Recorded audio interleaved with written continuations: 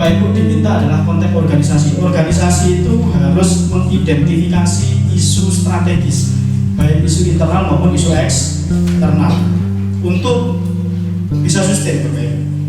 Kira-kira kalau kita bicara isu, ada isu internal, ada isu eksternal. Kalau ini biasanya ada 6M ya Bapak Ibu ya.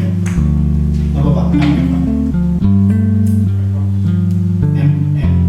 Bapak Ibu ini biasanya dosen, many, metode, mesin, material, market, duduk melu mangan moro tua mati melu ngarisi. Kan itu loh Bapak Ibu ya. 6M Bapak Ibu. Bisa 5M, saya tidak tahu. Kalau biasanya di organisasi industri pasti 6M. Market itu menjadi salah satu tujuan utamanya, mencari pelanggan. Kalau di tempat Bapak Ibu itu market itu masuk enggak? Saya juga belum tahu ya. Masuk juga ya sekarang ya? Oh iya benar. Win itu sudah bayar juga? Sudah ya? Oh ya selesai tanya. Jadi ini man, kemudian market, terus metode, mesin, man, market berarti money, modal itu anggaran itu money ya, mesin, metode, market, man, itu apa? Material, Bapak Ibu ya, material. Bapak Ibu diminta oleh ISO mengidentifikasi kira-kira ada isu internal apa yang mempengaruhi keberlangsungan organisasi. Dari sisi internal ini Pak, ini dulu. Kalau dari sisi eksternal ada tadi Pak, pelet tadi ya. Berarti politik, ekonomi, legal, enviro itu berarti lingkungan ya. Teknologi, sosial. Nah ini diminta Bapak Ibu. Bapak Ibu diminta isu apa saya yang berkembang. Isunya dulu, jangan ngomong SWOT-nya dulu Bapak Ibu. Nah, rata-rata Bapak Ibu di tempat lain itu langsung bikin SWOT. Ya. Pak, haruskah SWOT? Tidak. Balance scorecard boleh, diagram tulang ikan boleh, fishbone boleh, diagram ranting pohon boleh, terserah Bapak Ibu. Ya. Banyak sekali Bapak Ibu. Pertanyaannya pertanyaannya begini Pak. Nah, kemudian ada legal. Pertanyaannya sekarang, adakah contoh legal apa Bapak Ibu atau isu legal apa dari sektor legal ya, dari eksternal yang bisa mempengaruhi keberlangsungan WIN? Contoh Pak. Apa Pak? Peraturan Mendikbud nomor berapa Pak yang apa Pak, Merdeka, kampus Merdeka itu mau tidak mau langsung atau tidak langsung punya pengaruh enggak? Betul ya Bapak Ibu. Dari sisi sistem kita pembelajaran pasti ada sebuah penyesuaian. Nah ini contoh. Ini dari sisi legal pada Bapak Ibu ya. Kemudian kalau kita bicara dari segi enviro, contohnya apa? Lingkungan. Berarti ada COVID-19. Pertanyaan saya, ada COVID dengan tidak ada COVID, ada dampak?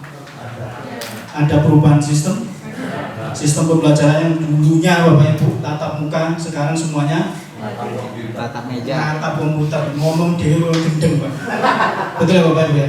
Terakhir saya ngetutno anak saya wisuda Pak. Ya Allah, wisuda itu loh Pak. Bapak Ibu ini komen ganteng omai dewe Pak. Harus dibaca lewat Zoom Pak, lewat Zoom dibaca. Wah Putri Nadia, ya terima kasih, silakan Bapak mengalunkan gitu. Tak kalung dewe Bu. Salam-salami dewe, ya harus semua tuh Bapak Ibu ya. Itu Bapak Ibu, bayangkan wisuda online Pak. Bayangkan Bapak Ibu, ini dari segi environment. Mohon maaf, kalau UIN tidak siap menghadapi ini, bisa mengancam keberlangsungan? Pasti Bapak Ibu. Legal misalkan apa Pak, merger, ya, penghapusan salah satu unit, departemen, biro misalkan. Ini bisa Bapak Ibu. Teknologi, kira-kira Pak, sekarang itu banyak yang ngomong kampus apa Pak, smart, kampus smart. ada apa Pak? Kota smart city gitu ya. Smart kampus, green kampus. Saya pernah ngaudit di Madura Pak, green kampus. Ternyata karena dicat hijau Pak. Makanya green. Kajiannya semua kuliah ya Pak. Ada loh Pak, ada benar Bapak Ibu, ada. Gimana Pak? Tolong kami dijelaskan konsep green campus seperti apa. Satu Pak, dari segi tampilan itu sudah. Jadi kita cat semua hijau. Oh ini green campus. Contoh misalkan Bapak Ibu ya, contoh seperti itu. Ini Bapak Ibu, politik misalkan, karena ada faktor politik mungkinkah UIN itu di merger, dilebur, hilang? Mungkin bisa. Ini dari segi eksternal, dari internal Pak, kira-kira. Apa berarti? Tenaga pendidik dan tenaga kependidikan. Berarti ini standar berapa Pak? 3 atau 4? Ayo 34 Bapak Ibu pelaku. Kalau sing ngomong 4 terus ngomong 3 iki piye iki? 4 atau 3? 4 loh ya. 4 misalkan. Oh ya loh. Itu loh Pak. Antar UIN ini loh. Antar UIN itu standar sok beda loh. Ini dorong UIN siji loh, UIN sing lain Bapak Ibu ya. Apalagi sing bukan UIN gitu kan. Ya, oke ya, misalkan dari sisi market, dari sisi metode, mesin dan sebagainya. Contoh, adanya isu COVID-19, metode berubah enggak? Berubah. Pernah enggak ninjau Pak? Kita itu mau sampai kapan kondisi seperti ini? Mungkinkah kita itu mau menyelenggarakan kuliah online terus? Ya, terutama yang punya praktikum. Lewat kedokteran piye, Pak? Ya. Wis barang. Kon praktek omah. Dolek kucing, dolek kelinci, sontek deh. Bisa kan? Betul kan? Nah, bayangkan. Apakah semua konsepnya itu bisa kita rubah menjadi online? Tidak bisa. Berarti di sini ada muncul sebuah resiko. Berarti muncul sebuah risk. Makanya tadi Pak Solihin bilang, organisasi yang bisa sustain adalah bisa mengendalikan resiko, menangkap peluang. Risk ditambah opor ayam. Opor dulu itu ya Bapak Ibu. Dari sini jelas Bapak Ibu. Berarti kita ambil contoh, ada COVID-19, metodenya yang berbeda. Mesin atau fasilitas juga berbeda. Biar ke langganan provider saiki bengkak langganan provider. Dosen biar Pak gak ngurus, gak ada IT tiang. Sebenarnya harus nulis. Sekarang mau nggak mau harus belajar teknologi dan seterusnya. Betul ya Bapak Ibu ya? Nah, contohnya Bapak Ibu. Berarti ada muncul resiko apa? Tidak semua, betul ya Pak, rencana pembelajaran semester yang kita sudah set up itu bisa dilaksanakan dengan online. Ya, betul ya Bapak Ibu ya, online. Berarti muncul Pak, sebuah risk apa? Salah satunya adalah capaian pembelajaran tidak sesuai. Nah, kalau Bapak Ibu kuliahnya cuma teori oke. Ini ono praktek ya. Ya itu tadi loh Pak. Nyuntik sopo sing disuntik gitu ya. Praktek kebidanan misalkan apa yang mau kita tata laksana gitu ya. Apa nih kita cek gitu. Bisakah kita ganti dengan online misalnya? Berarti muncul sebuah resiko. Pertanyaannya, resiko itu mempengaruhi profesionalitasnya dia enggak? Jangan sampai nanti lulusan COVID ini bahaya ini. Sehingga mohon maaf Bapak Ibu ya, bisa jadi tracer study nantinya ya. Bisa jadi tracer study Bapak Ibu itu bisa nilainya rodok turun. Lulusan COVID, termasuk anak saya yang lulusan COVID Pak. Saya baru kali ini pengen Bapak Ibu ya, padahal rencana awal itu digelar di hall megah. Ya, alhamdulillah, so minimal foto so diupdate lah anak saya. Ini kemarin Pak, tak kalung dewi, tak salami dewi Bapak Ibu ya. Dari speaker tuh, ya terima kasih Bapak, dicium anaknya, tak cium anaknya. Dikalungkan Pak, kalungkan, gitu kan. Itu Pak, itu tak pikir-pikir lu untuk gendeng. Nah ini contoh Bapak Ibu. Contoh Bapak Ibu. Nah dari sini pertanyaannya, apakah kita hanya melihat hanya risk? Adakah peluang? Pasti ada Bapak Ibu. Contoh misalkan kalau kedokteran, ya mau nggak mau, masa kita online? Kalau yang praktikum kan nggak bisa. Berarti risknya tetap ditangkap untuk mencari apa ya, tetap kuliah dijalankan dengan cara apa? Berarti dibuat sebuah protokol ya COVID-19. Mau nggak mau Pak? Karena ketika kita lihat risk itu bisa perlakuannya bisa resiko itu diterima, di re-engineering, ataukah ditolak, di sharing risk. Nanti kita baca di sana Bapak Ibu, kita bahas ya. Nah ini Bapak Ibu, ini Bapak Ibu harus diminta oleh ISO dalam mengidentifikasi isu-isu, baru membuat sebuah SWOT analysis, balance scorecard dan seterusnya. Dari sini beberapa isu, ada strength apa sih? Ada threat apa? Ada opportunity apa? Ada weakness apa? Ya, di situ Bapak Ibu. Itu harus jelas Bapak Ibu. Biasanya kaitannya di sini adalah ini strength weakness, ini opportunity, threat. Biasanya strength weakness itu terkait dengan isu internal yang dari dalam Pak. Berarti 6M tadi. Kalau opportunity dan threat, ancaman, kemudian peluang, itu erat kaitannya dengan eksternal isu terkait dengan pelet tadi ya Bapak Ibu ya. Nah, pertanyaannya begini. Ini kalau seperti ini kan konsep nih Pak. Kira-kira dokumen apa yang Bapak Ibu bisa jelaskan? Ketika saya auditnya Pak, kira-kira klausul 4 itu di mana Pak? Saya mau cari dokumen apa itu? Ada di mana? Dokumennya apa? Bunyinya Pak? Kira-kira kalau ada analisis isu strategis, entah itu di tingkat fakultas, entah itu di tingkat prodi, entah itu di tingkat biro, entah itu di tingkat lembaga atau institusi, itu berarti ketika Anda ditanya Pak, ada enggak identifikasi bukti? Berarti auditor kan mencari buktinya Pak. Bahwasanya Bapak Ibu sudah mengidentifikasi iki lho isu-isuku, iki lho SWOT analysisku, strengthku iki, weaknessku iki, ini lho program kerjaku, iki lho rencana kerjaku, indikator ini ada di mana? Renstra. Clear. Selesai Bapak Ibu. Pertanyaannya, Renstra itu kan 5 tahun biasanya Bapak Ibu ya. Padahal di ISO diminta di klausul 4 itu. 4 ini bukan hanya 4 itu cuma satu Bapak Ibu. Nanti 4 itu ada 4.1, 4.2, 4.3. Kita bahas 4.1 tentang isu strategis. Contoh misalkan, Pak ini ada di Renstra. Padahal di 4.1 diminta organisasi harus mereview resiko secara berkala. Isu secara berkala. Isu itu berubahnya nunggu tahunan apa nunggu 5 tahun Pak? Apa nunggu semenit 2 menit terus berubah? Terus berubah Bapak Ibu, betul ya? Nah pertanyaannya, di Renstra Bapak Ibu itu pernah enggak? Sudah enggak di Renstra yang sekarang itu menampilkan ada isu COVID? Terus berhenti. Loh Pak, kan Renstranya 5 tahun, ya kok Pak, ini RP ganti tahun Pak. COVID itu lewat Pak. Betul ya?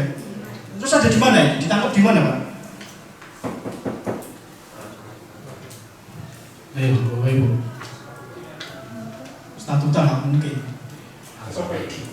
SOP atau notulensi rapat sehingga muncul sebuah kebijakan protokol COVID, kemudian perubahan jadwal perkuliahan, betul ya, dan seterusnya. Pertanyaannya lagi, kalau Bapak Ibu di fakultas atau prodi, ketika ini dari COVID, pertanyaannya metode, Bapak Ibu kan punya RPS, dirubah nggak RPS? Ditinjau nggak? Ditinjau yakin? Sudah. Oh, cuma ngomong ditinjau Pak, berarti belum Pak, tapi rencana ditinjau, begitu ya? Baru rencana kan Pak? Kan yang penting wis siap Pak. Roket wis nyatet tapi loh Pak. Ini Bapak Ibu. Ya. Tapi kebanyakan pada saat kita audit, kapan hari kita audit di universitas A, itu tidak ada Pak. RPS, iya Pak ya. Kok gak kepikiran ya RPS kita rubah ya Pak ya? Kurikulum masih tetap sama? Sama. Mungkin media yang digunakan ya dan sebagainya. Nah ini Bapak Ibu, ini contoh kecil Bapak Ibu, contoh kecil. Nah pertanyaannya begini, kalau ada lembaga institusi, ada fakultas, kemudian ada program studi begitu ya Pak ya. Di Renstra Dewi tugasnya siapa? Pertanyaan siapa yang memonitor Renstranya itu nyambung kabeh? Jangan-jangan fakultas kayak Renstra Dewi.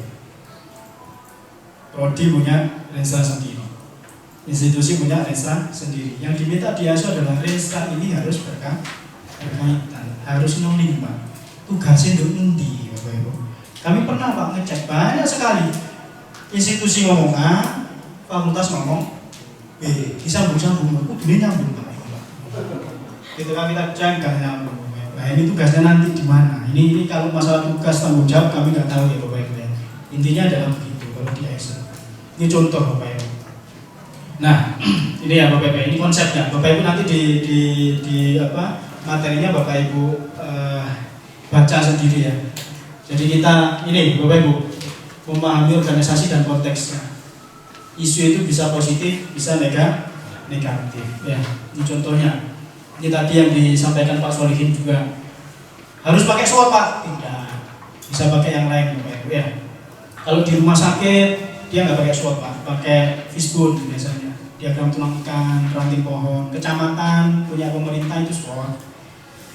Nah, ini Bapak Ibu. Kemudian 4.2, apakah sudah selesai? Bapak Ibu harus mengidentifikasi isu saja tidak, tetapi di sini jelas. Nah, organisasi harus memahami keinginan dan harapan pihak yang berkepentingan karena memberikan dampak atau potensi terhadap kemampuan organisasi. Bla bla bla Bapak Ibu ya. Nah, pertanyaan saya adalah interested partinya UIN Malang itu siapa? Kalau kita bicara ada internal, ada eksternal Bapak Ibu. Interested partinya UIN Malang itu siapa saja? Kalau yang internal kan jelas, karyawan betul ya. Ini eksternal siapa Pak? Karyawan. Siapa? User siapa Pak? Sama ini mau jawab general banget ya. User Pak, user pakai Pak.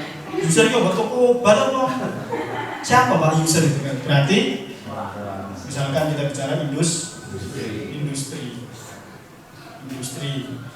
masyarakat, komunitas ya, masyarakat. Siapa lagi Pak? Sekolah, boleh. Siapa lagi Pak? Alumni, supplier, penyedia pihak ketiga, bisa ya, supplier. Siapa lagi Pak? Pemerintah, apalagi pemerintah. Nah, yang jelas Bapak Ibu ya, yang jelas adalah dia memberikan atau relevan terhadap ini apa keberlangsungan organisasi. Contohnya begini, ketika kita identifikasi pemerintah itu punya impact atau dampak yang relevan bagi keberlangsungan. Contohnya apa? Ketika pemerintah mengeluarkan regulasi, ini nggak dituruti ya. Nah, contoh, misalkan ini Pak, kita bicara apa? User atau pengguna atau industri. Kira-kira mungkin nggak serapan kita itu tidak sesuai dengan keinginan industri? Bisa jadi. Sehingga tracer study itu bisa dijadikan inputan untuk apa? Mereview kurikulum Pak. Nah, di situ Bapak Ibu ya. Jadi ini contoh-contoh Pak. Nah, kira-kira ini diidentifikasi di mana? Dokumen apa sih Bapak Ibu bisa tunjukkan ke kami? Ketika Pak klausul 4.2, Bapak Ibu diminta mengidentifikasi pihak berkepentingan. Dokumen apa yang mau ditujukan ke kami? Kalau isu tadi kan serang. Ini. Pak, ayo. Dokumen apa ini Pak? Yang ada menjelaskan bahwasanya interaksi parti kita itu adalah A, B, C, D, E, F. Tak cukup tidak diidentifikasi saja, tidak, tapi diminta keinginan dan harapan, bukan kita ke mereka tapi mereka ke kita. Kira-kira kalau pemerintah itu punya keinginan dan harapan apa ke UIN? Berarti pemenuhan regulasi. Kalau industri punya keinginan dan harapan ke kita apa? Berarti skill mahasiswa, ya. Terus nih alumni punya harapan ke kita apa? Alumni punya harapan dan keinginan ke kita apa? Akreditasi, misalkan lapangan pekerjaan dibantu ya, job fair, ya kan? Job fair 5 tahun bisa, dan seterusnya. Karyawan Pak, apa yang dibutuhkan karyawan terhadap UIN? Karir, kesejahteraan, ya. Bukan mesti ngomong gaji naik. Saya yakin ini cukup ya gajinya. Apa Pak? Kesejahteraan ya. Lebih general ya Bu, ya termasuk gaji kesejahteraan Pak, begitu ya. Nah ini Bapak. Nah, berarti pertanyaannya begini, adakah dokumen Bapak Ibu yang mengidentifikasi ini, terus setiap masing-masing itu, oh ini loh kebutuhan dan harapannya mereka ke kita. Ketika kita sudah tahu Pak, oh kebutuhan dan harapannya mereka ke kita itu ini loh program kerja kami. Nanti kita develop menjadi kegiatan. Oh Bapak Ibu. Umpan balik itu kan untuk inputan saja. Dokumen nih. LPS, LKPS, laporan kinerja program studi. Ada. LED? Ada di mana? Begitu Pak, ayo Pak. Kalau misal ini kan ISO 91 kan belum masuk ke prodi kan, belum sampai ke sana kan, Bapak Ibu, betul ya? Ini aja di lintas lembaga kan ya, di institusi ya. Coba kalau misalkan Bapak Ibu nanti dimasukkan ruang lingkup sebagai salah satu objek audit gitu ya, sehingga kita nanti ngaudit ke fakultas, ke prodi, dokumen apa kira-kira ini Pak? Di mana kita? Programnya Bapak Ibu ada kan? Terpisah-pisah, wis gak apa-apa, sing penting iso ditunjukno. Sing bahaya aku terpisah, gak ngerti dong di bisa. Ya Pak, itu Bapak Ibu ya. Ya, jadi contoh nih, Pak bolehkah ini saya masukkan ke restoran? Fine. Di standar ISO tidak memunculkan Pak, tidak ngomong masalah namanya. Di sini tidak pernah ada Pak, bahwasanya harus dimasukkan ke restoran. Bahwasanya Bapak Ibu harus bikin sebuah identifikasi dengan judul A, judul B, itu tidak ada. Tapi ketika kita cari A, ada.